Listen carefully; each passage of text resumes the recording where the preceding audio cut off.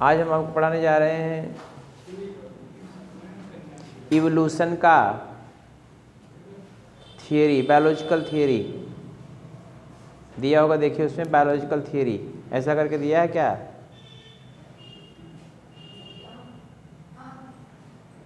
Biological theory दिया हुआ है।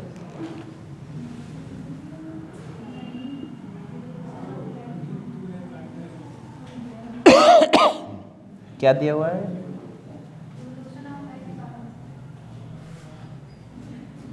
Evolution of life form, biological theory. ये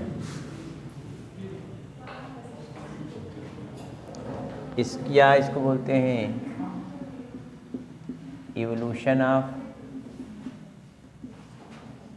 लाइफ फॉर्म।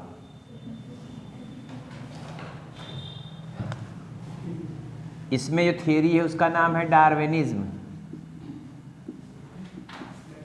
डार्विनिज्म या इसी को बोलते हैं डार्विन्स थियरी।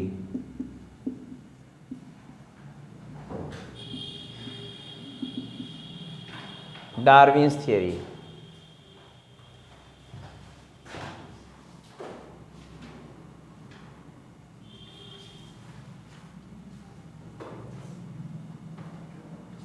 डार्विन जो थे उधर देखिए, ध्यान दे, बता दें आपको कल।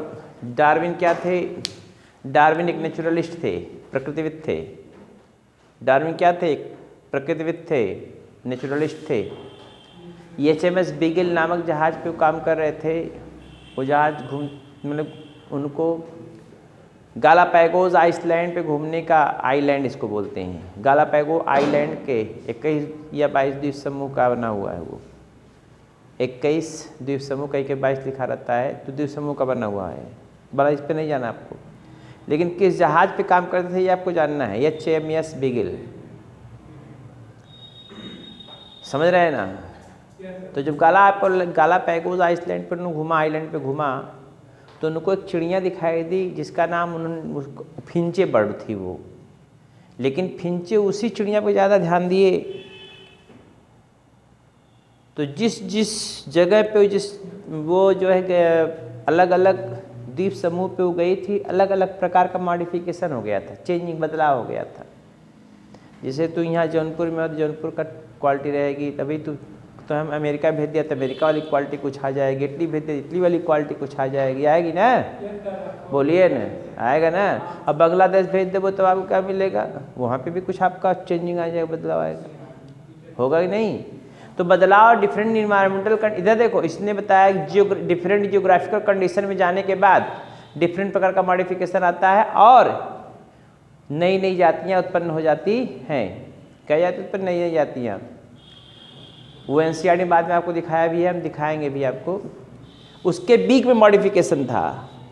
बीक में छोटी चिड़िया होती है जिसको पॉपुलरली जाना जाता डार्विन फिंचे बर्ड। उसको पॉपुलरली लोग क्या जानते? डार्विन फिंचे बर्ड कहने लगे हैं, डार्विन फिंचे बर्ड, क्योंकि उसी के ऊपर उनका रिसर्च भी मतलब थे, देखे भी थे। रिसर्च से नहीं था, खाली देखे थे इसे मॉडिफिकेशन, इसके कुछ कारण जरूर होगा। इन्होंने एक बुक लिखा था, उस बुक में अपने 6 पोस्टुलेट्स लिखे थे। बुक उनका था, इनके बुक का नाम था origin of species. AIU barren की बुक का नाम था origin of life, the origin of life. इनके बुक का नाम था द ओरिजिन ऑफ स्पीसीज। ये ख्याल करिएगा। आपसे कोई पूछे कि AIU पैरन की बुक का नाम क्या था, the origin of life, confusion बहुत होता है, कभी पूछ सकता है। इनकी बुक का क्या नाम था? The origin of species. इनका पूरा नाम था डार्विनिज्म। इनका नाम था Charles Robert Darwin. Charles Robert Darwin का पूरा नाम था। किस पे काम करते थे? The ship. इनके बुक का क्या नाम था जो बुक लिखे थे? The origin of species. इनके बुक का नाम था ये। द ओरिजिन ऑफ स्पीसीज, ये क्या था? डार्विन का बुक, ये बुक का नाम था। किनके बुक का नाम था? डार्विन के बुक का नाम था। क्या टाइटल था उसका? The origin of species. पूरा था, पूरा टाइटल उन्होंने पढ़ा था, the origin of species by natural selection. The origin of species. जिस जहाज पे काम करते थे जहाज का नाम था शिप एट विच दे वर्क्स,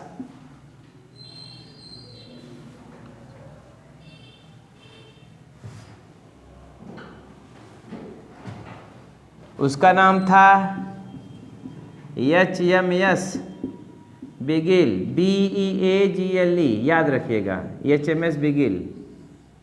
ये कई बार पूछा हुआ क्वेश्चन, BEAGLE स्पेलिंग पूछता है इसका। HMS बिगिल याद रखिएगा, इसका स्पेलिंग पूछता है HMS बिगिल। आइलैंड कौन था? Island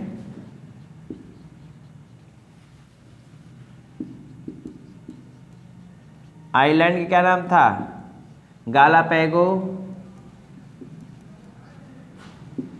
island.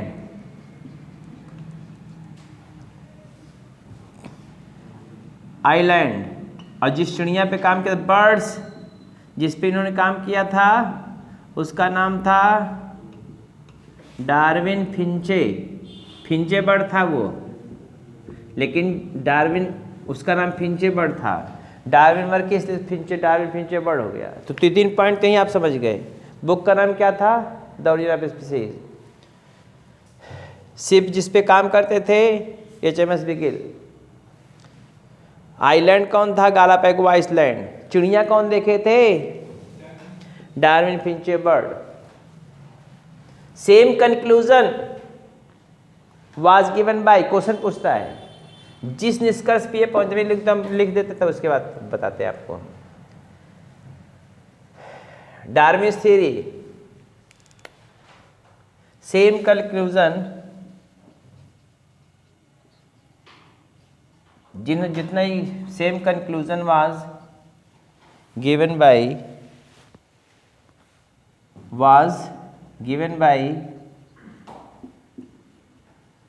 कौन दिया था? Given by Alfred Wallace. Alfred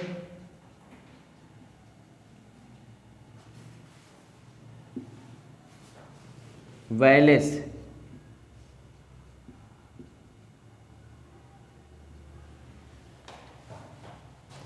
Alfred Wallace जो कहाँ काम करते थे? वालेस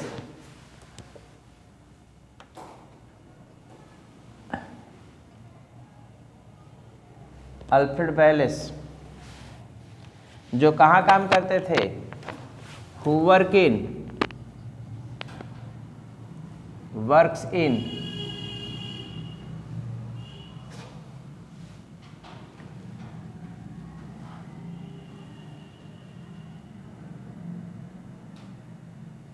मलाई आर्कीपिलागो, इसमें काम करते थे।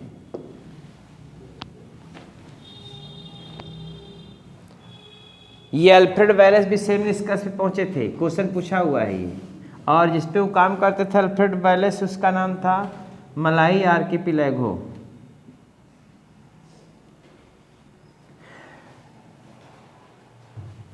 कंक्लूजन क्या था वो आपको बता रहे हैं, मतलब इन लोग दोनों लोग के पोस्टुलेट्स क्या थे।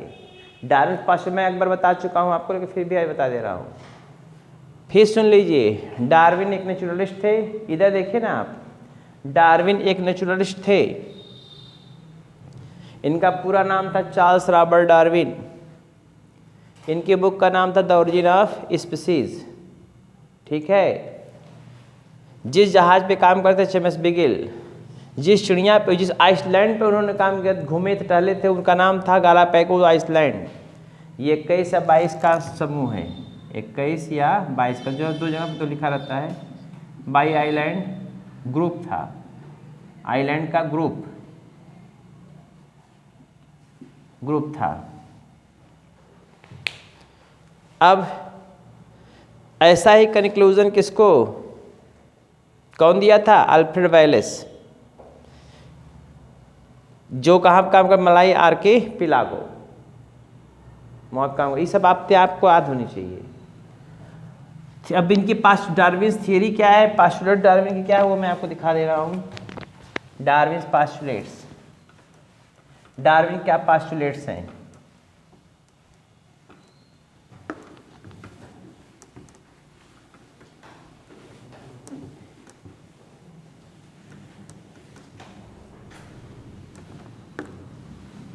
इरेज कर देना हो, नहीं लिख पाई थी।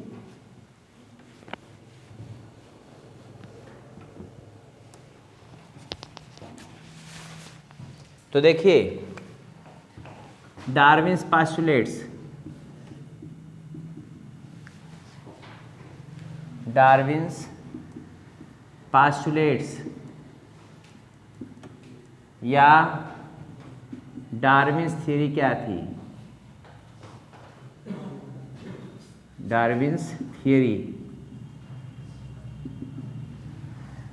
डार्विन थ्योरी थी। इधर देखिए, पहला था, मैं बता चुका हूं, एक्सेसिव रेट ऑफ मल्टीप्लिकेशन, दूसरा स्ट्रगल फॉर एग्जिस्टेंस, किसके किसके लिए, तीसरा था सर्वाइवल ऑफ, सब वो कम लिखा लेकिन इधर उधर करके लिखा है, बिखार बिखार के, बिखेर करके। चौथा है नेचुरल सिलेक्शन, पांचवा है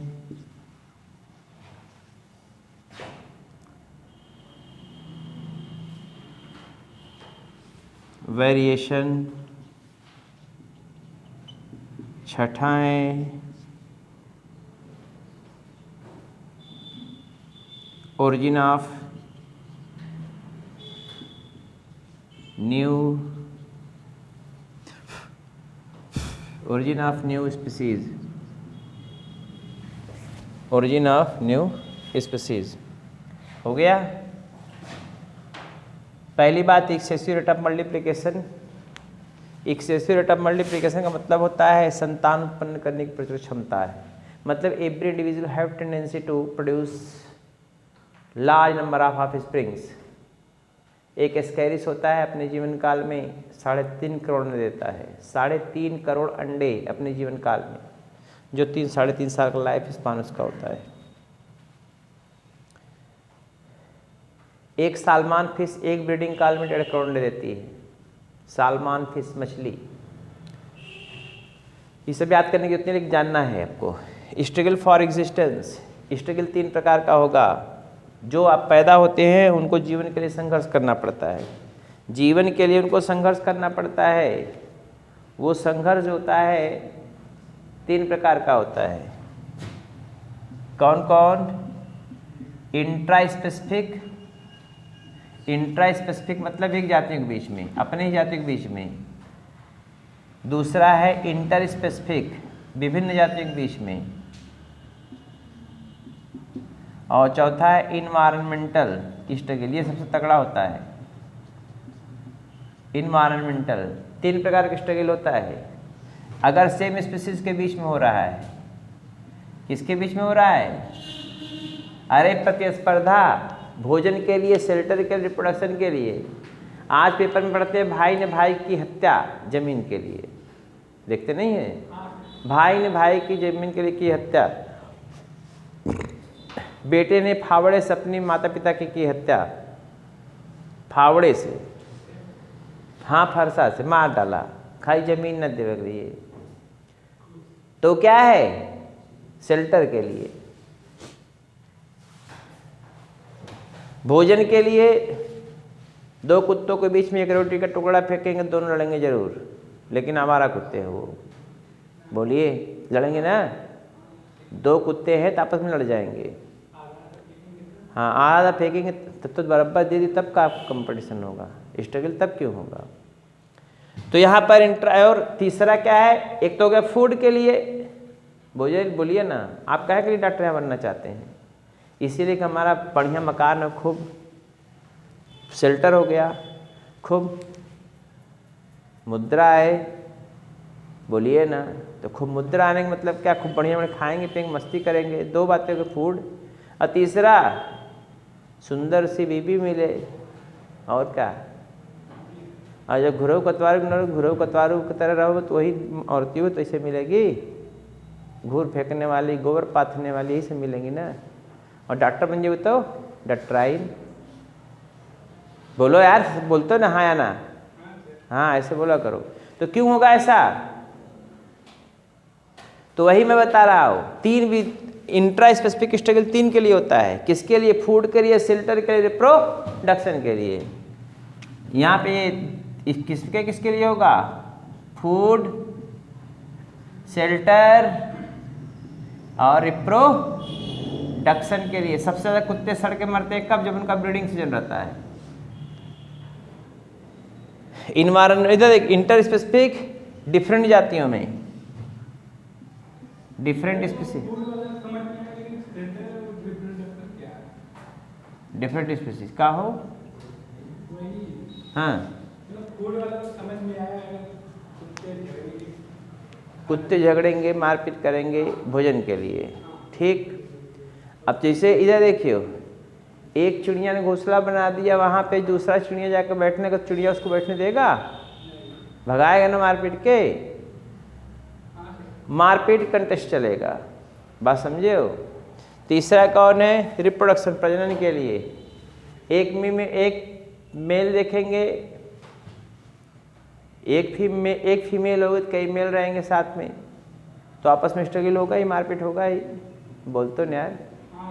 वो कहेगा, जैसे कुत्ते होते हैं तो आप देखेंगे एक फीमेल अगर जा रहे तो साथ 4-5 कुत्ते टहलते हुए नजर आएंगे आपको। फोटो है, चलो का देख लो, यही सच बता रहे ना। और का हो गया ना? ठीक, समझ में आया आप?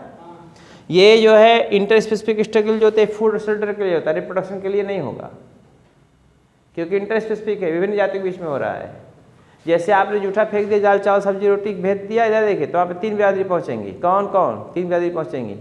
कुत्ता भी पहुँचेगा, गाय भी पहुँचेगी, गाय माता भी पहुँच जाती है बेचारी ने, कुछ नहीं मिलता तो कुछ सोचते कुछ जूठा फूटा मिला खा ले। कुत्ता भी पहुँचेगा वहीं, मान लो आपके घर शादी पड़ी, खूब खाना बच गया, आप कहीं में फेंकते में गाय सब कुत्ता तक खा जाएंगे, यही ना। तो आपने फेंक दिया तो वहाँ कुत्ता पहुँचा, गाय पहुँचे, उसके बाद कौआ भी पहुँचा। तीनों में स्ट्रगल होगा खाने के लिए। जो तगड़ा होगा वही खाएगा, जो सबसे तगड़ा होगा वही क्या करेगा? जो सबसे तगड़ा होगा वही खाएगा। समझ रहे हैं ना?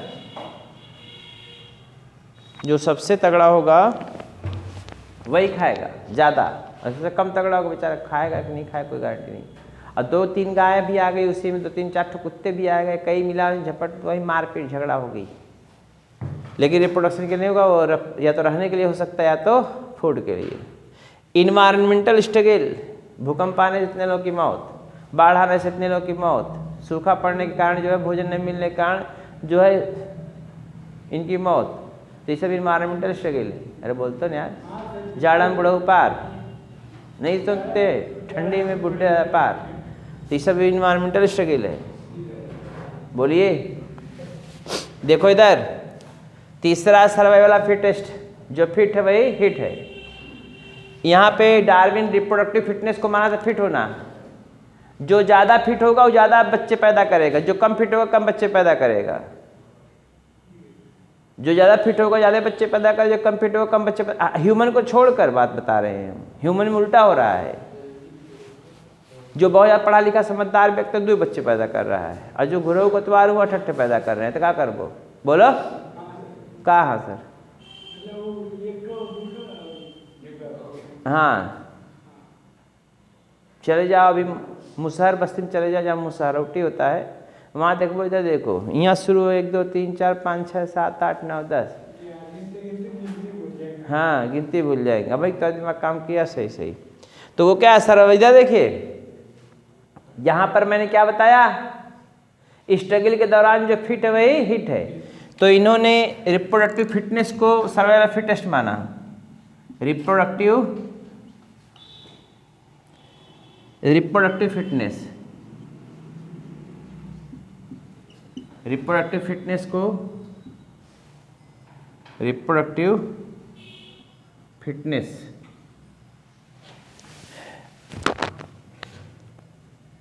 बात समझे, रिप्रोडक्टिव फिटनेस को माना था। नेचुरल सिलेक्शन, नेचर देखिए, नेचर अपने हिसाब से क्या करता है, चेंजेस, बदलाव लाता है। नेचर क्या करता है, चेंजेस लाता है। ऑर्गेनिज्म तो क्या आता है, वेरिएशंस आते हैं। क्या आते हैं, वेरिएशन। अब वेरिएशन आते हैं तो क्या होता है, ओरिजिन ऑफ न्यू स्पीसीज होती है, नई जातियों की उत्पत्ति होती है। तब ये 6 थियरियाँ दी गई थी डार्विन द्वारा, 6 थियरी दी गई थी। Rate of multiplication, struggle for existence, survival of fittest, natural selection, variation, origin of new species. समझे हो, बोलिए। लेकिन डार्विन की थ्योरी किसके ऊपर बेस्ड थी, एक लाइन बात यहाँ मैं लिख दे रहा हूँ। मेन रूप से पूछे तो किसके ऊपर डिसीजन थे, mainly Darwin's theory was mainly based on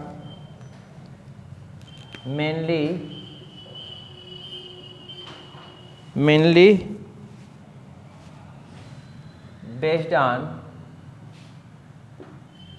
दो बातों ज़्यादा बेस्ड थी, बेस्ड ऑन ब्रांचिंग डिसेंट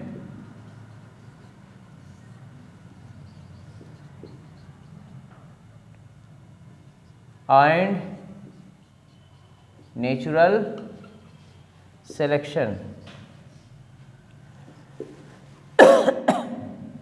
हाँ, डिसेंट ही होगा, नेचुरल सिलेक्शन। दो बातों पे, एक और ये दो बातें, तो दो यहाँ पॉइंट लगाए तो दो बातें की तरह लिखने की जरूरत नहीं है।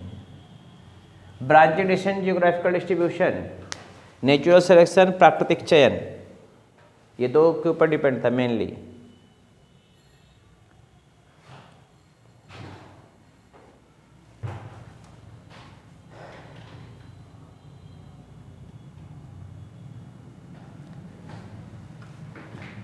इरेज कर दे, यहीं पे लैमार्क थ्योरी बता दे रहे हैं, क्योंकि बाद में फिर मिलेगा लैमार्किज्म करके मिलेगा, फिर उसी में जिराफ का एग्जाम्पल दिए हुए हैं, हमें ही को लिखा दे, बता दे रहे हैं, ताकि बाद में फिर आप हाफिएगा मत वहाँ पे जाके।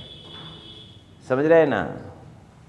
तो डार्विन नियम हो गया, क्या था, मेनली किसके ऊपर बेस्ड था, ब्रांचिंग डिसेंट और नेचुरल सिलेक्शन। हो गया। अब आगे आपको जो पढ़ना है उसको देखिए।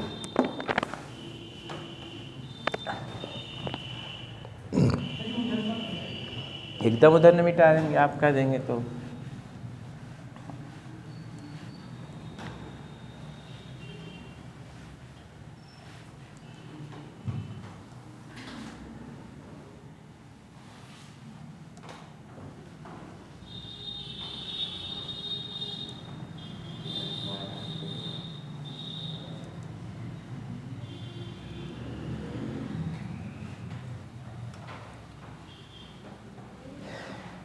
अब इरेज कर दे।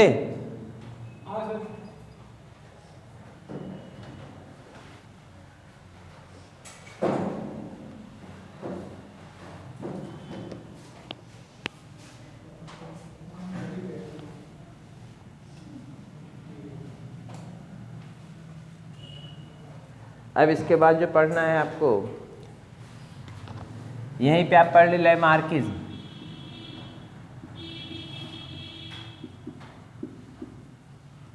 लैमार्किज्म अर्थात लैमार्क थियरी, पता ना बुक में है कि नहीं है, कहीं दिया है ये, लैमार्क का नाम आया कहीं पे, लैमार्क थियरी। हाँ, तो वहीं पे जहाँ मिलेंगे उनको लिख लिए होंगे। लैमार्क थियरी,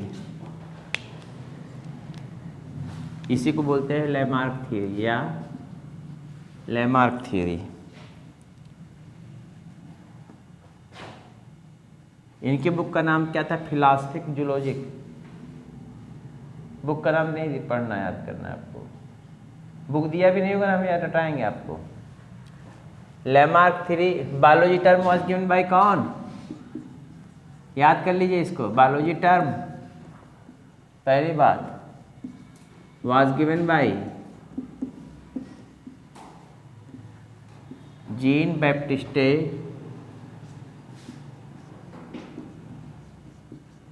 डी लैमार्क, इनका पूरा नाम है लैमार्क। इनकी बुक का नाम था फिलॉसफी जूलॉजिक।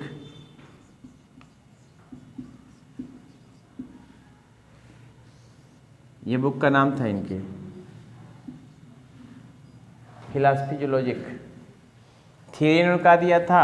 पोस्टुलेट्स क्या थे इनके? Tendency to increase in size,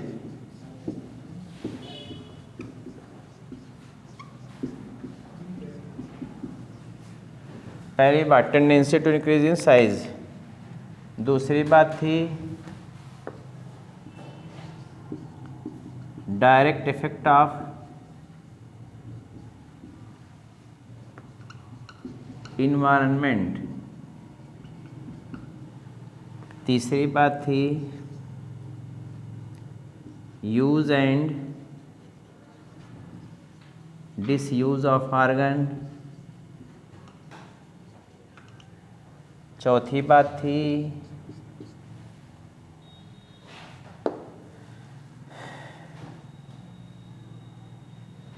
inheritance of acquired character, inheritance of acquired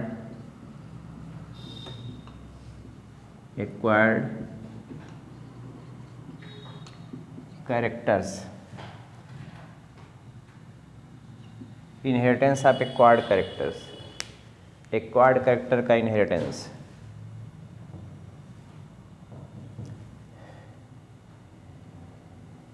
Lamarck ने बताया टेंडेंसी टू इंक्रीज साइज, कोई भी इंडिविजुअल उसमें बड़े होने की प्रवृत्ति होती है। इनकी सारी बातें सही थी। देखिए इधर कहीं कहीं थोड़ी थोड़ी गलती मिस्टेक थी। उन्होंने कहा कोई भी ऑर्गेनिज्म हो उसमें क्या होती है? बड़े होने की प्रवृत्ति होती है। देखिए बड़े होने की प्रवृत्ति होती है, कन्फर्म है, इसमें कोई दिस दैट नहीं है। कोई भी इंडिविजुअल उसमें बड़े होने की प्रवृत्ति होती, सही है, लेकिन एक लिमिट के बाद नहीं। अब गेहूं का पौधा इतना बड़ा होता है, तब गेहूं का पौधा कद आम की तरह हो पाएगा? बोलिए, आपका साइज 6 फीट का हो रहा है, आपके साइज 6 फीट का है, तो काम 90 फीट का तो हो ना पाई वो। तो बढ़ते रहे वो बुढ़ौती तक, समझ रहे हैं ना? हाँ, कंपाउंड पीबे तो जो ना पड़वा हो जी वो। हम बता रहे बुद्धि, ये देखो ये कंप्लान पे पड़वा हो जाए नहीं, लड़के रही हैं। सुनो, tendency to increase size, Complan पी के तो खाली 9-10 फीट को दिखा दो तो 5,000 देंगे। कंप्लान पी के 10 फीट को हो जा खाई दो बस, तो तुम्हारा अमन नाम बदल देंगे। हाँ, ये देखो 8 फीट के नाव पाई हैं बेचारे की। कंप्लान पी चाहे कंप्लान के अंकल के पी जाएं। सुनो, टेंडेंसी टू इंक्रीज साइज, प्रत्येक व्यक्तियों में क्या होता है? संतान उत्पन्न करने क्या होता है? प्रचुर क्षमता होती है, पहली बात। दूसरी बात डायरेक्ट इफेक्ट ऑफ इन्वायरमेंट। देखो वातावरण का सीधा प्रभाव पड़ता है, वातावरण का सीधा प्रभाव पड़ता है, इन्होंने कहा, जबकि ऐसी बात नहीं है। जो नेचुरल सिलेक्शन ऑफ डार्विन ने बताया था, तो नेचर क्या करता है? बदलता है, केवल चेंज करता है, जीन को चेंज करता है, डायरेक्ट नहीं। क्या करता है? इनडायरेक्टली चेंज करता है। तो डायरेक्ट ना कहें, इनको इनडायरेक्ट कहते, तो भी इनकी बात ये भी सही होती है। बोलिए, फिर use and disuse of organ. जिस अंग का ज़्यादा उपयोग करते हैं ज़्यादा विकसित होता है, जिस अंग का उपयोग करते हैं कम विकसित। देखो, जिस अंग का ज़्यादा उपयोग करते हैं ज़्यादा विकसित, जिस अंग का उपयोग करते हैं कम विकसित होता है, ये इन्होंने बताया था। बोलिए, तो लेकिन ऐसा हो, हाँ ठीक भी है, जिस अंग का ज़्यादा उपयोग करें ज़्यादा विकसित होगा, जिस अंग का कम उपयोग करें कम विकसित होगा, सही बात है ये।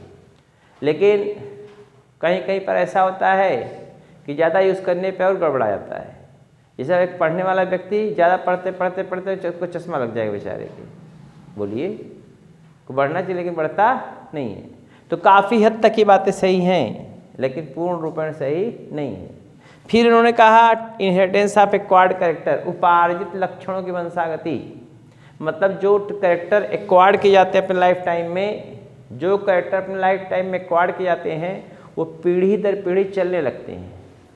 जो कैरेक्टर अपने लाइफ में एक्वायर्ड किए जाते हैं वो पीढ़ी दर पीढ़ी चलने लगते हैं। इसका मतलब ये है, इसका मतलब ये हुआ कि डॉक्टर अगर बन गए तो डॉक्टर का बच्चा डॉक्टर ही होगा, इस गारंटी है? ऐसी कोई गारंटी नहीं। बोलिए ना, इंजीनियर का बच्चा इंजीनियर ही होगा, इसकी कोई गारंटी है? मास्टर का बेटा मास्टर ही होगा, इसकी कोई गारंटी है? नहीं। पहलवान का बच्चा पहलवान होगा, पहलवान का बच्चा पहलवान होगा, कोई गारंटी नहीं। पहलवानी करेगा, पहलवानी करेगा तो होगा, नहीं बन गया तो नहीं होगा। बोलिए, तो ये एक्वायर्ड कैरेक्टर इनहेरिटेंस वंशागति नहीं होती है। जैसे अब रोग के बारे में है ना, हीमोफीलिया हो गया, हाँ, तो वो वंशागत उसके लिए है, इसके लिए बात नहीं है, समझ रहे हैं ना? तो ये इनकी बातें बहुत सही नहीं है, लेकिन बात को जानना जरूरी है ना। इनके बुक का नाम क्या था? फिलॉसफी जूलॉजिक, फिलॉसफी सॉरी, यहाँ पे वो भी लगा लीजिएगा, फिलॉसफी जूलॉजिक, फिलॉसफी होता है PHELOSOPHI, फिलॉसफिक हो गया, जूलॉजिक बायोलॉजी टर्म इन्होंने दिया था। 4 बातें, tendency to increase size, direct effect of environment, use and disuse of organ, inheritance of acquired character, उपार्जित लक्षणों की वंशागति। हो गया, इरेज कर दें। अब आगे देखिए,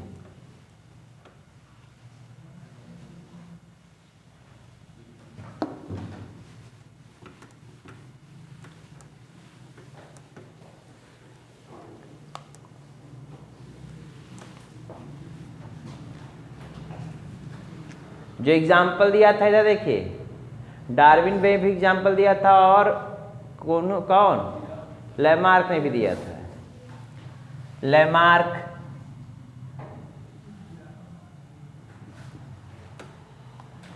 लैमार्किज्म या लैमार्क लिखिए केवल, और डार्विन,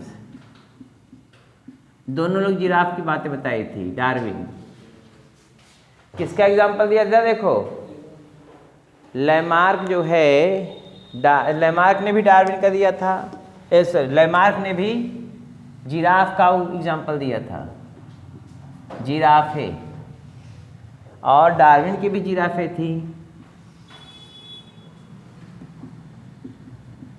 जिराफे।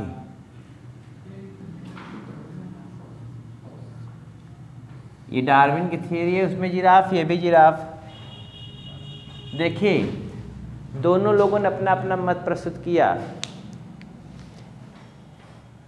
पहले लैमार्क ने कहा, सुनो, पहले लैमार्क ने कहा जिराफ जो डियर लाइक थी, सुनो जी, इधर देखो, जिराफ कैसी थी?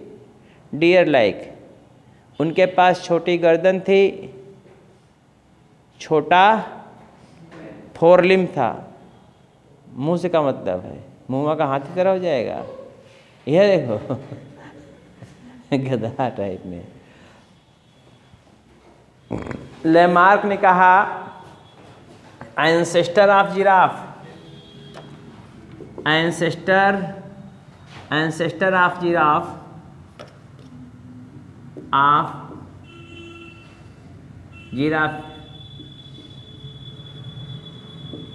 वाज, या वेयर लिख लीजिए, वेयर डियर लाइक, डियर मतलब समझते हैं ना, हिरन like, deer like, with small neck and small four limbs, आगे वाला पैर,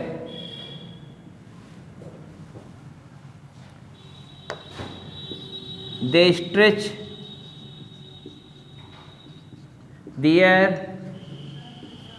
stretch their neck and forelimbs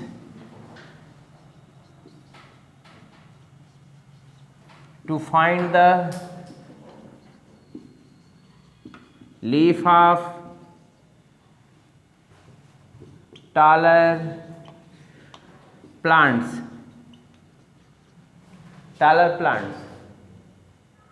बोलिए ना, stretch their neck and forelimbs to find the leaf of taller plants. मैंने कहा ancestors मतलब पूर्वज, ancestor of giraffe were deer like, हिरन की तरह थी। उनके पास क्या था? स्मॉल नेक था, स्मॉल फोरलिम्स था। तो वो टालर लीफ की पत्तियों को पाने के लिए अपने गर्दन को खींची, अपने अगले पैर को खींची। तो खींचते खींचते इतना खींच गया कि जिराफ जो मॉडर्न जिराफ होगा लंबी गर्दन वाली और लंबे पैर वाली हो गई, अगला पैर। समझ रहे हैं ना?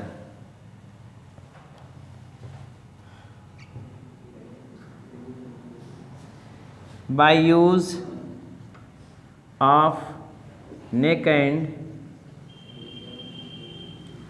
and forelimbs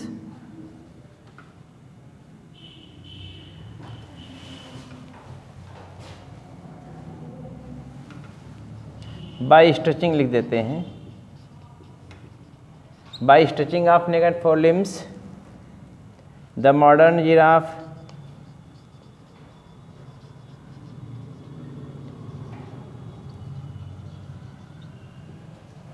were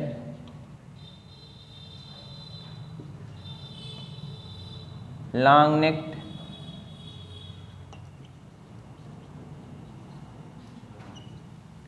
and long forelimbs and these character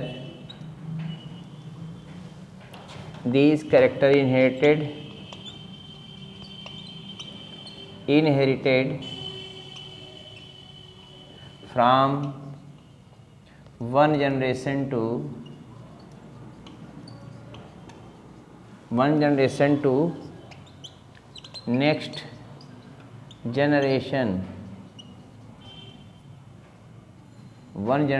to next generation,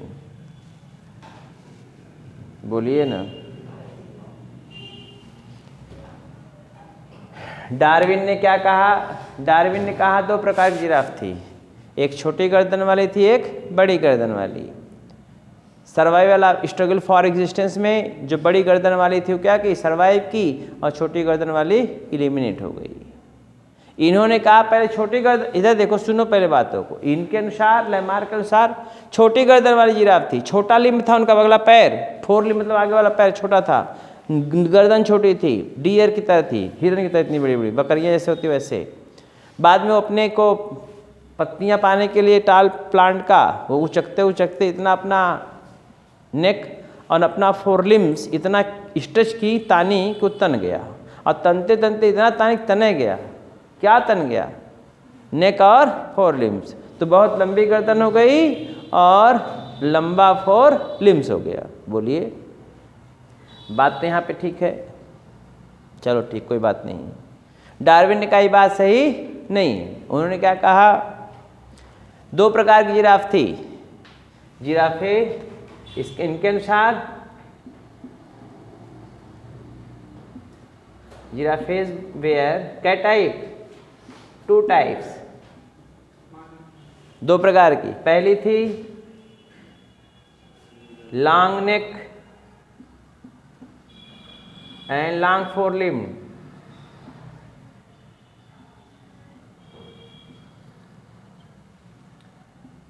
दूसरा थी small neck and small four limbs.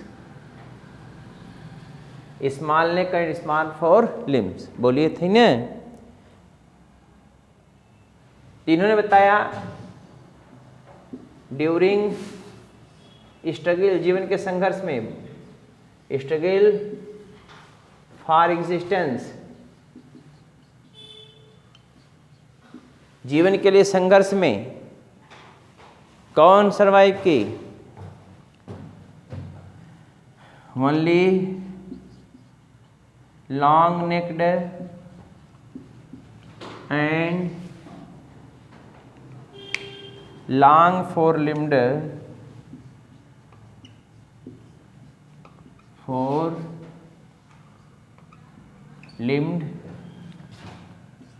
जिराफे were survive.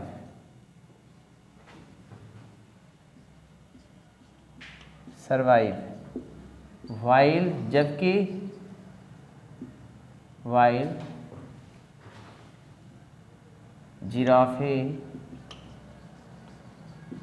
with small neck and small four limbs were extinct, विलुप्त हो गई, were extinct हो गई। मतलब इन्होंने कहा दो प्रकार की जिराफ थी, छोटी गर्दन वाली, बड़ी गर्दन वाली, छोटे पैर वाली, बड़े पैर वाली, बोलिए ना। तो छोटी गर्दन छोटी पैर वाली क्या हो गई? ये इधर देखो, ये क्या हो गई? कुड नॉट सर्वाइव, नहीं सर्वाइव कर पाई, कुड नॉट सर्वाइव, सर्वाइव नहीं कर पाई, खत्म हो गई। लेकिन सर्वाइव कौन किया? ये सर्वाइव किया, बोलिए ना, ये क्या की? सर्वाइव की। बात हो गई खत्म। ये डार्विन का नियम था, बोलिए ना। लेमार्क इधर इससे पूछता है कल क्या इसमें छोटी गर्दन छोटे पैर वाले एक ही स्पीसीज थी, बाद में अपनी गर्दन को खींची और लंबी गर्दन हो गई उनकी, लंबा पैर अगला हो गया। ये अब फिर बाद में वो कैरेक्टर क्या हो गए? इनहेरिटेड हो गए, एक जनरेशन दूसरे जनरेशन में जाने लगे। इन्होंने कहा नहीं, ऐसी बात नहीं थी भाई, लॉन्ग नेक वाली भी थी, लॉन्ग फोर लिम्स वाली भी थी, और छोटा नेक वाली छोटा फोर लिम्स वाली भी थी। तो लेकिन जो लॉन्ग नेक वाली थी वो स्ट्रगल फॉर एग्जिस्टेंस, जीवन के संघर्ष में क्या हो गई? यही सर्वाइव की, और ये क्या हो गई? एलिमिनेट। तो एक ही स्पीसीज बची ना, लंबे गर्दन लंबे अगला पैर वाली। कोई परेशानी है आपको? ये लेमार्क और डार्विन की थ्योरी के दोनों कंपैरिजन है। अब आगे आपको जो पढ़ना है वो बता दे रहे हैं, एविडेंसेस ऑफ एवोल्यूशन।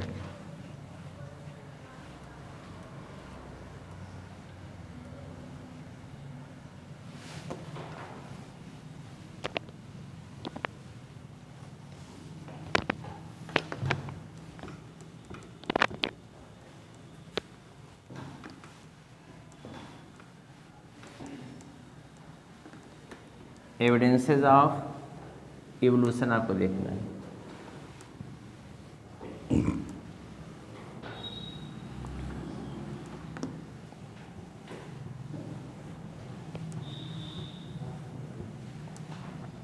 हाँ सुनिए, अगला है और नीचे लिखते हैं एविडेंसेस ऑफ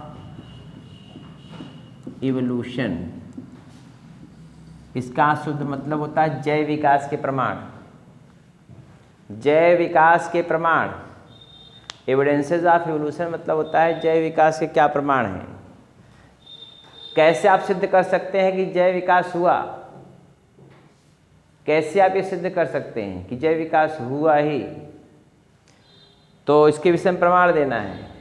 तो प्रमाण आप दे सकते हैं, जैव विकास के प्रमाण क्या क्या होते हैं, जैव विकास के क्या क्या प्रमाण है वो आप बता सकते हैं। प्रमाणित कर सकते हैं कि जैव विकास हुआ, एम्ब्रियोलॉजी से एविडेंस दे सकते हैं,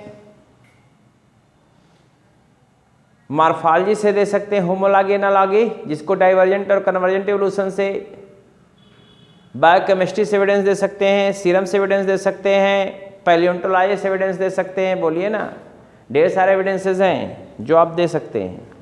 पहला है एविडेंसेस फ्रॉम, मैं जैसे लिख दे रहा हूँ उससे मुझे बता दीजिएगा, ये पढ़ाना है आपको। एविडेंसेस फ्रॉम इम्ब्रियोलॉजी, इम्ब्रियो से। दूसरा एविडेंसेस फ्रॉम मॉर्फोलॉजी, मॉर्फोलॉजी से प्राप्त प्रमाण।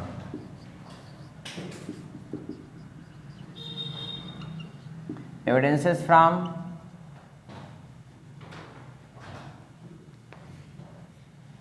मॉर्फोलॉजी मतलब डाइवर्जेंट इवोल्यूशन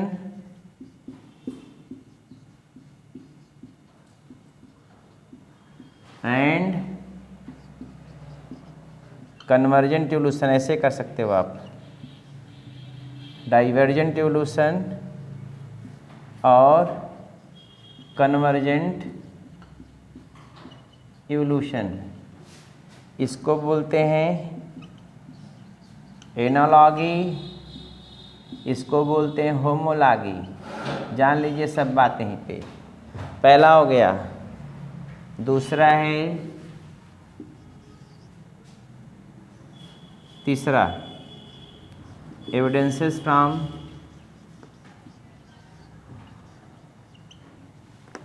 पैलियोंटोलॉजी। पैलियोंटोलॉजी मतलब होता है पैलियोंटोलॉजी, पैलियोंटोलॉजी से प्राप्त प्रमाण, इसको बोलते हैं जीवाश्म, फॉसिल से प्राप्त प्रमाण। चौथा है evidences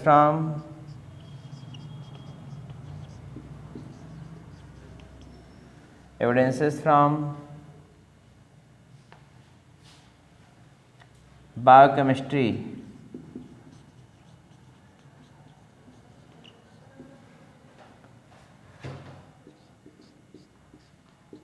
evidences from serology, evidences from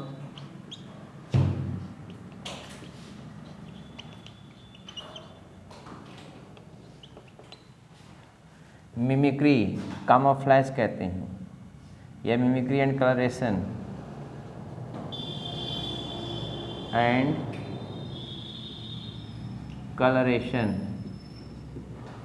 evidences from mimicry and colouration. Mimicry और कलरेशन से प्राप्त प्रमाण। बात समझ रहे हैं? आ रही बात? बोलो ना। अब इसी को इम्ब्रियोलॉजी मतलब इम्ब्रियो का अध्ययन करेंगे तो प्रमाण मिलेगा। डाइवर्जेंट मतलब होता है होमोलॉगस ऑर्गन, कन्वर्जेंट मतलब एनालॉगस ऑर्गन। और एविडेंस पैलियोंटोलॉजी फॉसिल से प्राप्त प्रमाण। डायरेक्ट फॉसिल से प्रमाण मिलता है। डायरेक्ट प्रमाण किससे मिलता है? फॉसिल से। Evidences from biochemistry, DNA RNA सबका देखने लगभग सेम ही होगा, इससे होता है डीएनए आरएनए, थोड़ा थोड़ा डिफरेंस रहता है। एविडेंसेस फ्रॉम सीरोलॉजी, सीरम का अध्ययन करेंगे तो भी काफ़ी समानता, जो एंसेस्टर होते हैं काफ़ी समानता उसमें मिलती है। Evidences from mimicry and colouration, mimicry में दूसरे की नकल करना, इसको कामोफ्लेज कहते हैं। समझ रहे हैं ना? तो डिटेल जानकारी लेने के लिए हमारी मुलाकात फिर होगी कब? कल। आज के लिए इतना ही बस, बहुत ज़्यादा है, ज़्यादा पढ़ेंगे पागल हो जाएंगे।